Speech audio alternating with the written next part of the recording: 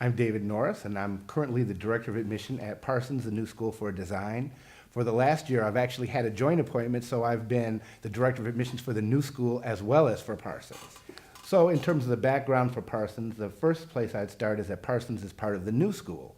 The New School has been around since 1919, so it's certainly not new. It has 8 divisions. 3 of them are performance divisions. We have the New School for Drama, the New School for Jazz and Contemporary Music, and then a classical conservatory called Mannes. We also have 3 graduate programs, the New School graduate program that has programs in creative writing, documentary film, media studies, and international affairs. The New School for Social Research, which is primarily graduate programs in the social sciences. And we have Milano, the New School for Management and Urban Policy, which is just that, Management and Urban Policy. We have a graduate program in nonprofit administration in urban policy analysis.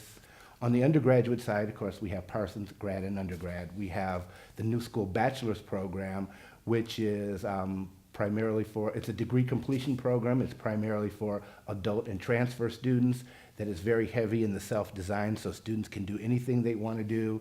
We have certainly a lot of students in that program that are interested in the larger world of media and media technology, media study. We do everything except for really sciences, hard sciences and engineering. Anything in the creative, media, those kinds of areas, and social science is what we do. In terms of transfer students are probably about 1/5 of the incoming student body at Parsons every year, which is about 2,500 students get admitted, and about 800 students usually come every fall as new students. And so for the Bachelor of Fine Arts degree, we do require a portfolio. Most of our students give us the traditional fine arts portfolio, whether there be some illustration in there, some 3D and things like that, but it's really not a requirement. Students can give us portfolio submissions in either the fine arts area or in photo or in the digital and media area. So we don't really specify, and a student can give us portfolio material that's in an area that's different from that to which they're interested in applying.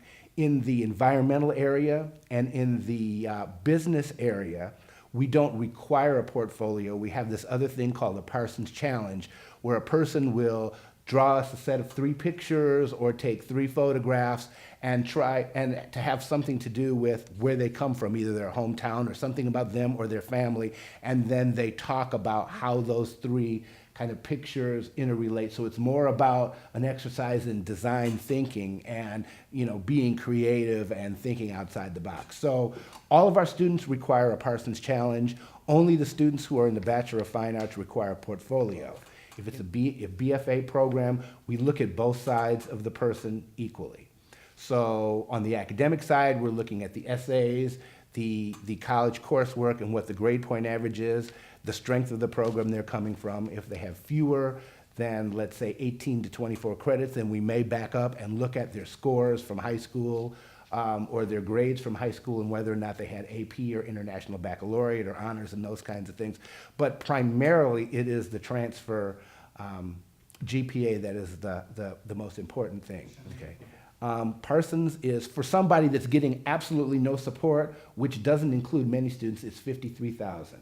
That is direct and indirect costs. So that's not only the cost for the tuition and fees, which is about at $34,000, but then the cost of living in New York City. We have about 5 dormitories, 2 that traditional age students and transfer students tend to come into, and they're all in the vicinity of Parsons and the New School, which is kind of situated between Greenwich Village and Union Square area of New York City, a very safe and very vibrant part of New York. We have a 1-week orientation, so students come on campus a week before classes start, and purpose for that is certainly learning the ropes and registering and all that, learning where to go and not go and how to live inexpensively in a big city, because certainly it's expensive in a big city, but if you know where and when to do things, you can actually do things more on the cheap than you would think.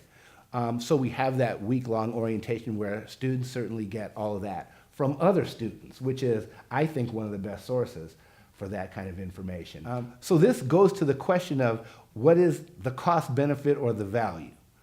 And there are a lot of aspects of that. I mentioned before that one of the strengths of Parsons is that it is an art and design school that is in the larger context of a comprehensive liberal arts entity. The other thing is we are very progressive and we're very cutting edge and trying new things and pushing boundaries. So for a lot of companies that are looking to think outside the box and do things differently, Parsons students already come with that kind of thinking. We're really not a traditional, fine arts oriented program where it's all about illustration and sculpting and painting and drawing and those kind of things. We certainly do that, and we do that reasonably well, but we also do other things as well. These are among the advantages of coming to New York and coming to Parsons in a new school.